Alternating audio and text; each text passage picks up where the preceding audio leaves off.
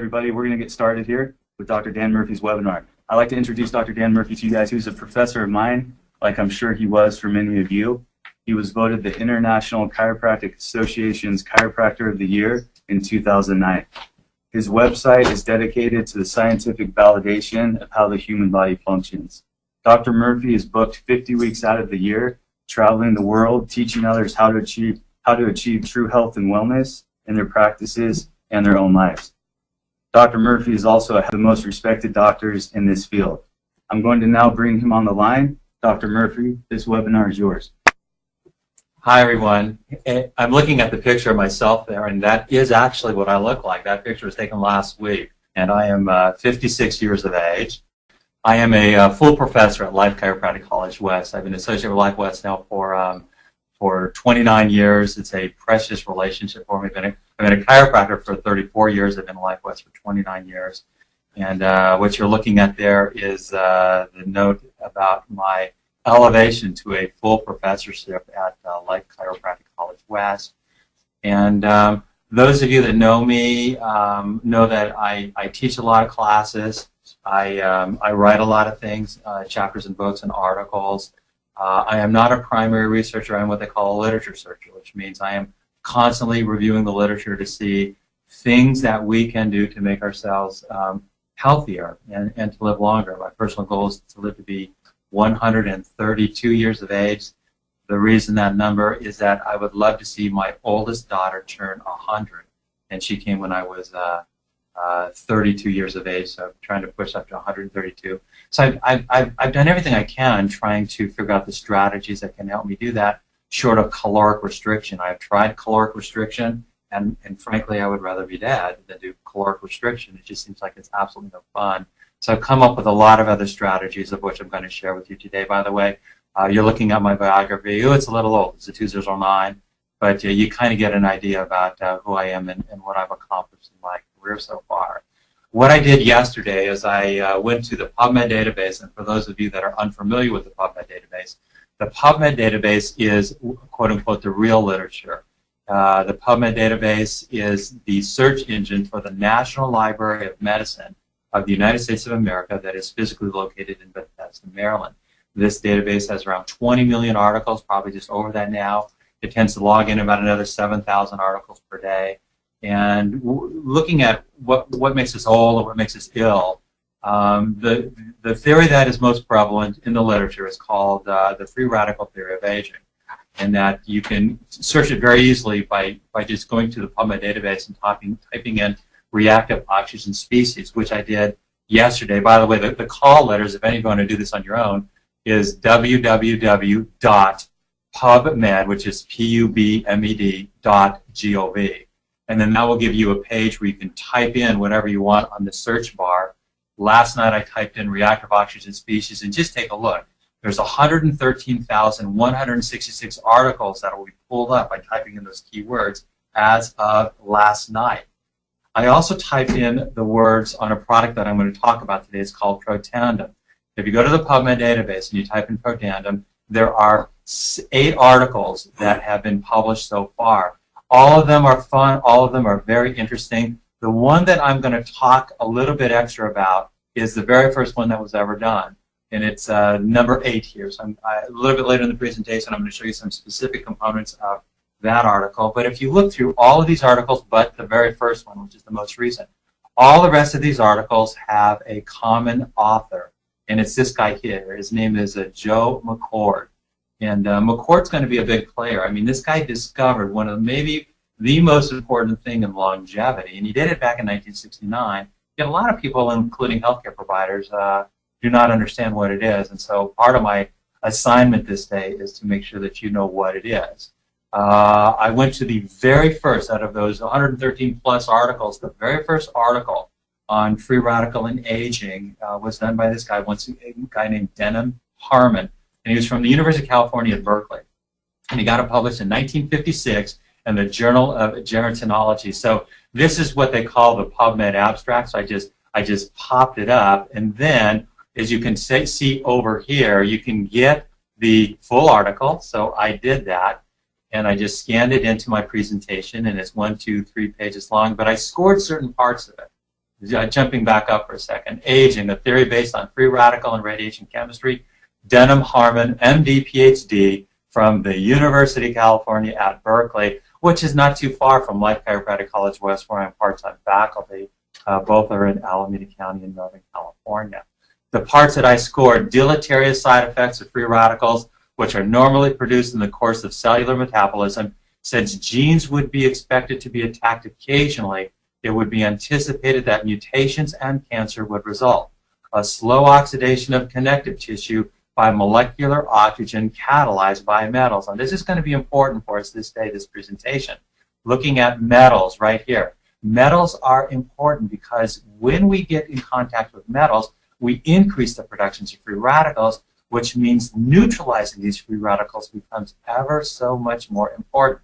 Further down says increased cellular concentrations of an easily reduced compound such as cysteine, which affords some radiation protection, would be expected to slow down the aging process and thereby to put off the appearances of diseases associated with it. The key word in this paragraph is actually the word cysteine, which is why I scored it under with red there. That's because cysteine is an amino acid. And the key is when cysteine exists as a component of a protein, and that proteins are put together by genes. So that if you could turn on genes that produce proteins that have cysteine, you are better at neutralizing free radicals. Now, this is 1956, and remember, this is part of what I will tell you Dr. Joe McCord did. He figured out a way to upregulate these genes that are related to this and other ways to neutralize free radicals. Lastly, hydrogen donors, such as, once again, cysteine, for example, might be of benefit in the fields of cancer, chemotherapy, and nutrition. We're going to look at it specifically this day from a nutritional perspective. Summary: aging and the degenerative diseases associated with it are attributed basically to the deleterious side effects of free radicals on cellular constituents and on connective tissues. The free radicals probably arise largely through reactions involving molecular oxygen catalyzing the cells by oxidative enzymes, and in the connective tissues by trace metals such as we will look at a number of them. My favorite books on this, I'm a book reader. Those of you that know me know that my passion is reading technical books. This book I found to be very interesting, a book on antioxidant adaptation, its role in free radical pathology. So much of what I'm going to cover with all of you for the rest of this webinar is in fact well summed up in this particular book. It's kind of technical. I also like this book. I know that some of you that are listening to me are trainers. This is one of the most awesome books ever because this is the guy that got America exercising. His name is Ken Cooper. Some of you who are younger don't remember Ken Cooper, but in the late 60s, he started the aerobic movement. He wrote a book on aerobics. In fact, he's actually the guy that invented the word aerobics. But after 26 years of research, he says there's a problem, and that is if you over-exercise and don't have adequate antioxidant defenses, you actually accelerate the aging process and the degenerative disease process. So when you look at the words up there next to his picture, delay the signs of aging and reduce the risk of cancer and heart disease with this powerful new prevention program. That's what we're going to talk about. We're going to talk about the best stuff in prevention of these free radical things that I have seen so far in the PubMed database. This book here is extremely readable. In fact, I believe all of you that are listening to me should read this book if you have not done so already. I know a lot of you have already read this book. A lot of you have my suggestion, The Antioxidant Miracle by Les Packer, also from the University of California, Berkeley, one of the top antioxidant researchers in the world today. Very simple book to read. Like it quite a bit. This book, in contrast, is quite technical, but the message is the same. Being a technical book, the cost is much higher. It's like $138 to buy this 2002 book, Nutrition and Immune Function by Philip Calder. But the message is the same. It's all about free radicals and antioxidation and the things that we can do to make our lives better and longer simultaneously. This is the best book, in my view, that has ever been written in world history in terms of health. And it's written by a recently retired neurosurgeon from Jackson, Mississippi. His name is Russell Blaylock. It's titled Health and Nutrition Secrets That Can Save Your Life. For those of you who desire to be the best, for those of you that have listened to me in actual seminars before, know how highly I think of this guy and this book. I think it's the book that all of us should know about, particularly because it's right on topic for what we're doing today. Specifically, if you look at the very first chapter of the book, do all degenerative changes have a common cause? You see the number 1 there. This is how the book begins. Do all degenerative changes have a common cause? Well, they do. It says, if you look what I scored in red, our cells are producing destructive particles called free radicals, and that over a lifetime, these free radicals chip away at our cells. We call this process aging. Oxygen is a powerful destroyer of life. Few of us are aware that this same life-giving oxygen is slowly killing us and making us sick. The reason is oxygen becomes a free radical as a component of just normal breathing. So when you exercise more, you breathe more. When you breathe more, you make more free radicals. And it is even more critical for people that are exercising to take these concepts seriously. We have to neutralize these free radicals if we want to avoid degenerative changes, if we want to slow down the aging process, etc. Dr. Blaylock further says that when the free radical reaction begins, it is these fatty acids that are damaged. This is important. The reason I scored this is because some of the best ways that they assess if an approach to health is reducing the free radical damage, they are looking at the free radical damage that is done to the fatty acids. When they are damaged, it is measurable. So that tells us just how much damage is happening in our bodies, and consequently, if we're doing something to stop that damage, it is also measurable. Free radical damage to these membranes severely affects cellular function, and it does. The organ of perception for the cell is the membrane. The brains of the cell is the membrane. The key to cell physiology is the membrane. The membrane is made out of these fats. When these fats are damaged by free radicals, that's when the cell starts to become dysfunctional. And when the cells are dysfunctional, the person that owns those cells becomes dysfunctional. Yet there are solutions, and that's what I'm going to get to. Fats are nothing but a bunch of carbons that are strung together. So what I did here in this slide is I strung together 4 carbons. The free radicals primarily damage what is called the carbon-to-carbon double bond. So I put the carbon-to-carbon double bond right in the middle of the slide. That's the equal sign. That's where the free radicals will attack. And when they attack that, they damage that fat, and then you're in trouble. By the way, when they damage that fat, they call it lipid peroxide. And lipid peroxides are very deleterious to human health and physiology, and yet you can measure them. There's a number of ways to measure them. I will show you probably the best accepted way to measure them as I continue down this presentation. The origins of free radicals, metabolism, that just means breathing, inflammation, stress, environmental toxins. I'm going to talk primarily about those 4 guys as we continue down this presentation. I'm also a very big fan of this book by Dr. David Perlmutter. He is a neurologist living in Naples, Florida. He's written a number of books on the topic. I think that he's way smart. I advocate all of his books. My favorite book, at least for my family, since I have 2 daughters, is that he did a book a few years ago that claims that you can raise your children's IQs 30 points by the time they go to kindergarten if, in fact, you can appropriately reduce the consequences of toxins and the free radicals that they generate. In fact, Dr. Perlmutter, in his book, The Better Brain Book, which came out in 2004, in this book he defines what makes a toxin toxic. What makes a toxin toxic, in chapter 8 of this book, you can see what I scored in red there. What makes toxins toxic is the fact that they rev up free radical production and promote inflammation. Now, you've got to get the point. This is the point. If we live in an environment that has lots of toxins, we get lots of free radicals. The more toxin the environment, the more free radicals we get. The more free radicals we get, the more critical it is that we neutralize them before they do damage to cellular physiology. And then you take a look at this. And this should take everyone on this webinar's breath away. Referencing time, May 24, 2010, you can see the date there in the bottom right. They sum up, if you look at the actual words on the first paragraph, I'm going to scroll down where I blew them up a little bit, says, on May 6th, the President's Cancer Panel published an alarming 240-page report on the risk of cancer from chemicals and other substances in the environment. The true burden of environmentally induced cancer has been grossly underestimated, the report's authors conclude. The American people, even before they are born, are bombarded continuously with these dangerous exposures. The point of all this is that all of these chemicals are toxins. Toxins damage the DNA. The DNA damage is then linked to cancer. Even the President's Cancer Panel is agreeing to this, coming out in 2010. May 6th of 2010 is when this was in fact released. The point of it is we have so many environmental toxins now that we're getting so many free radicals that a strategy to neutralize these things before we damage our physiology is critical. It's never been more critical than this time in our history. In fact, if you look at the President's Cancer Panel's recommendations, they're stunning.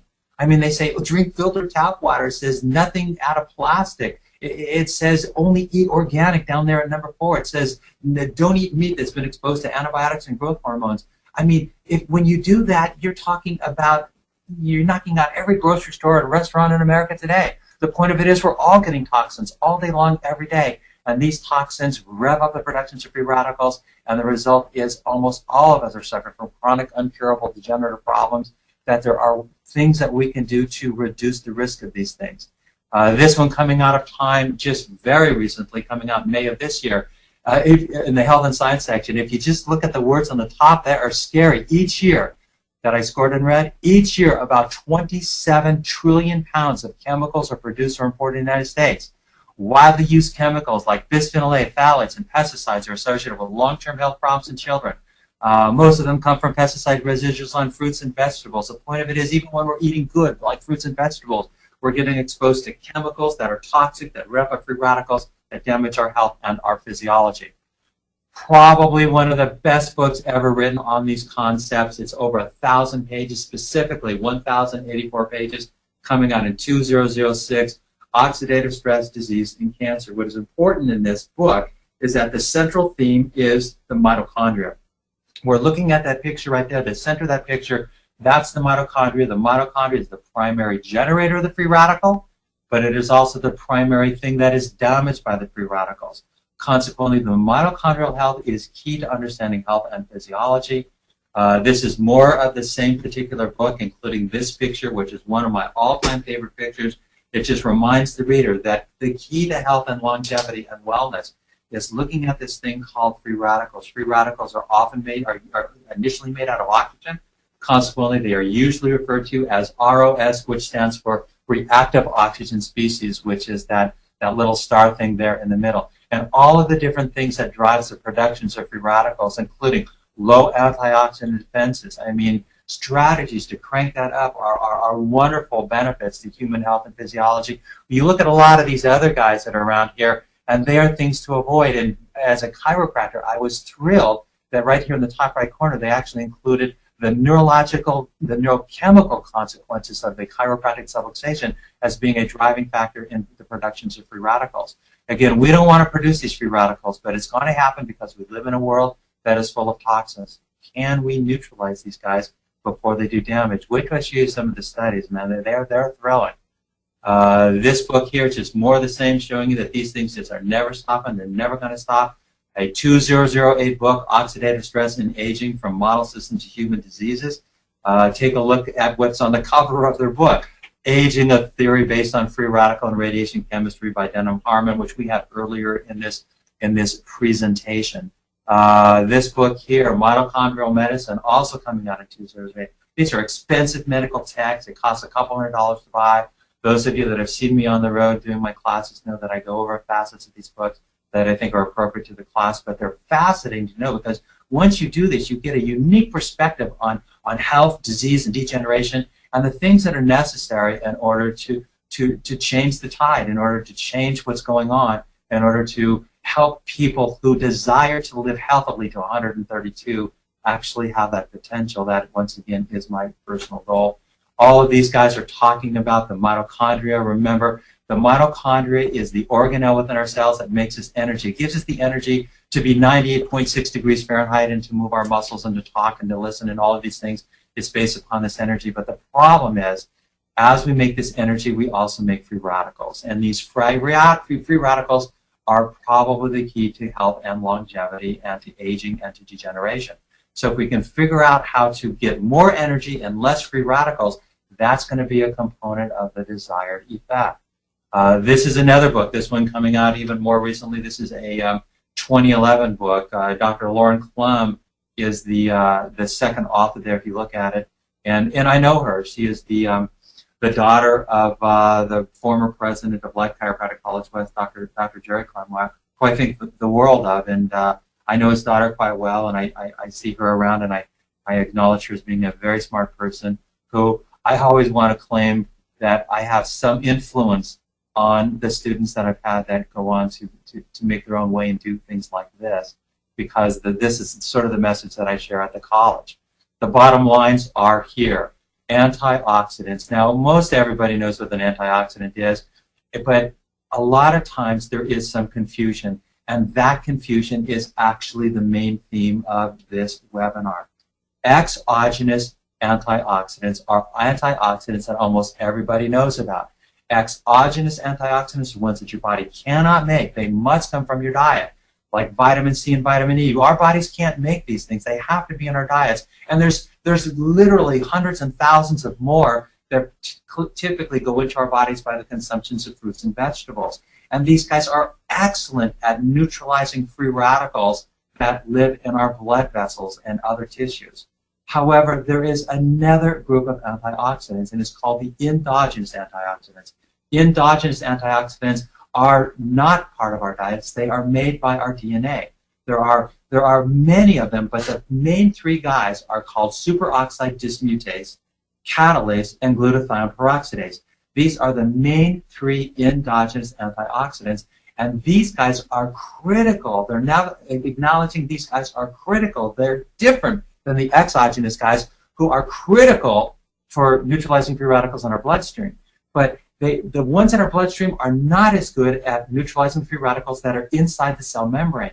The ones that are inside the cell membrane are largely, completely dependent upon the endogenous antioxidant array. And that's because superoxide dismutase, catalase, and glutathione peroxidase are made by the DNA, which is inside the cell membrane. So these are the ones that protect the cell from the inside. And so they're critically important in human physiology. In fact, this reference that I put here that came out in 2006 says endogenous antioxidants have enormous advantage over exogenous antioxidants. The context of that is inside the cell itself. This guy here is an important player in all of this. If you look once again at the prior slide, the first endogenous antioxidant is called superoxide dismutase. I'm going to show you a little bit of its physiology momentarily, but you should know this. This is the guy that discovered it. His name is Joe McCord. And Joe McCord, if you remember when I did the Protandim database search in the National Library of Medicine using PubMed, this guy was a co-author on 7 of the 8 articles that have so far hit the PubMed database. And he discovered superoxide dismutase, and consequently, he is a pioneer in changing the whole way we think about free radicals and antioxidations. Joe McCord did this in 1969, and the result, he got the Kresser Medal, the LA Kresser Medal, and other recipients include none other than Henry Ford, Orville Wright. This gets closer. ASE, superoxide dismutase, ASE. ASE means it is an enzyme. All enzymes are proteins. All proteins are assembled by our DNA.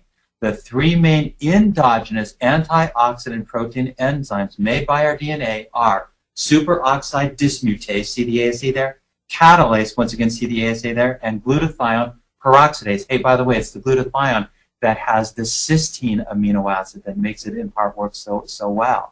The real technicality of it, and this isn't too bad, it can be way worse than this. This is not that bad. If you kind of look right here, we make the energy of life, the ATP of life, the energy that makes us work, we make it out of oxygen and glucose. Fortunately, about 95% of the oxygen and glucose that we consume goes to make ATP energy. The problem is about 5%, at least from the writings of Dr. Russell Blaylock, about 5% create free radicals. Often these free radicals are made out of oxygen. Often they're referred to as oxygen-free radicals. Often they're called reactive oxygen species. So just simply abbreviated. We saw that one star picture, ROS. The first reactive oxygen species free radical is called the superoxide free radical. The superoxide free radical can be dismantled into hydrogen peroxide, that's H2O2, plus water, but the dismantling is done by an endogenous antioxidant called superoxide dismutase. This is the one that was discovered by Dr. Jill McCord. Then the hydrogen peroxide should further be catabolized, and it is, by another endogenous antioxidant called catalase and one called glutathione peroxidase. These guys have the ability to take the H2O2, the hydrogen peroxide, and convert it into totally inert and good for us molecules, specifically oxygen plus water.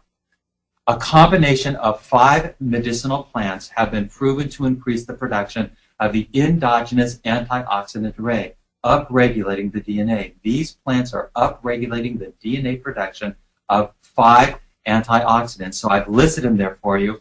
All 5 of them have been put into a patented product called Protandim. The way I found this is just by going to the PubMed database and typing in Protandim, and those are the 8 studies that have come up. Now, I have personally been taking Protandim for about 5 years, and I was getting it over the counter at GNC Nutrition. It has since then gone into a different marketing strategy, but this product has been out for some time, and because I'm a lit searcher with the desire to live to be 132 years of age, I started this product about 5 years ago. This is my favorite article. Like I say, there's 8. This is the 8th article that we looked at, and it's called Induction of Human Superoxide Dismutase and Catalase in Vivo, means in living people, a fundamental new approach to antioxidant therapy. Again, you look at the last author there, it's Dr. Joe McCord. He's the guy that discovered superoxide dismutase. You can see very clearly there that the product that they're using is Protandim. What they're looking at on live humans, they're assessing lipid peroxidation products, and they give you the words, and they frequently just slang out the word and call it T-bars. And right away, I mean, within just a few months, they found that the superoxide dismutase had increased by 30% and the catalase by 54%. They have other studies that have come after this. For whatever reason, I don't know. One day I hope to ask Dr. McCord, why did you not assess the glutathione peroxidase? They did not. They talk about it in this article, but they didn't actually assess it. Other studies have, and it went up even greater. There's one study I saw that it went up 300%, which is pretty important. If you look at these words here that I've scored, oxidative stress is now recognized to be associated with more than 200 diseases, as well as the normal aging process. There is strong correlation between T-bars, a marker of lipid peroxidation, and products that reflects oxidative damage to the DNA. So again, they're measuring what's happening to the lipids as a marker of what is happening to our own genetic material, our DNA. So this is the bottom line. In fact, this is my last page with you. Our planet is significantly more toxic today than ever before. I mean, there is just no doubt. If I tell my classes, both undergrad and postgrad, is that in my mind, the biggest difference between chiropractic today and chiropractic of yesteryear is the number of environmental chemical toxins that our patient population is exposed to. Because so many of these toxins are neurotoxins, and we pride ourselves on doctors that treat the nervous system. This is critically important for us as clinical chiropractors. Toxins magnify the productions of free radicals. I mean, this is the work of Perlmutter. It says, our people are living in silent inflammation. Our average omega-6, omega-3 ratio is about 25 to 1. It should be less than 4 to 1. Inflammation also drives the production of free radicals. Free radicals are the ultimate cause of aging and degeneration. This is a winning strategy. Balance your omega-6 and omega-3. 2, avoid toxins. Look at the President's Cancer Panel stuff. Look at their 10 recommendations. Avoid toxins. It's just a no-brainer. Don't put toxins in your body. Ramp up your detoxification protocols, as well as what is healthy eating. I mean, most people don't have any clue as to what healthy eating is. Take your exogenous antioxidants. I mean, they work different than what we're doing this day, and you should still do that. And lastly, upregulate your own genetic endogenous antioxidant array. This is some of the ways that low-level laser therapy works, but as far as I can tell, the protocol that has more research behind it than anything else, it's taking this product called Protandim. So as far as I can tell, all of us should be doing all of these every day, and a lot of us are, but we have missed this upregulation of the endogenous antioxidant array on a daily basis through taking a really simple combination of 5 medicinal plants that they put together called Protandim. So the big announcement that they have been advertising on my behalf is that Protandim and the company that actually makes them, Protandim is the product, the company that makes it is called LifeVantage. They have approached me and they have asked me to initiate a partnership with them, and I have done so. I have a specific goal, and that specific goal is that I want to be on their scientific advisory board. So hopefully with the help of a lot of you guys, I'm going to make that goal. I want to be on that advisory board because I want them to understand a chiropractic perspective and how this is important to chiropractic. I have personally met with the operating officers of this company. I have digested all of the published studies on the topic. I have reviewed all of the projects that are in progress that will hit the PubMed database in the next year or so. There's actually 19 projects that are in progress right now. I have personally talked to Dr. Joe McCord, the guy that discovered superoxide dismutase. I had an opportunity to ask him anything I want, and I asked him everything I could think of. Remember, again, he's the guy that discovered superoxide dismutase in 1969. In fact, interestingly, when they measure superoxide dismutase, they measure it in McCord units as a consequence of the man that discovered it. My component of this webinar has now concluded.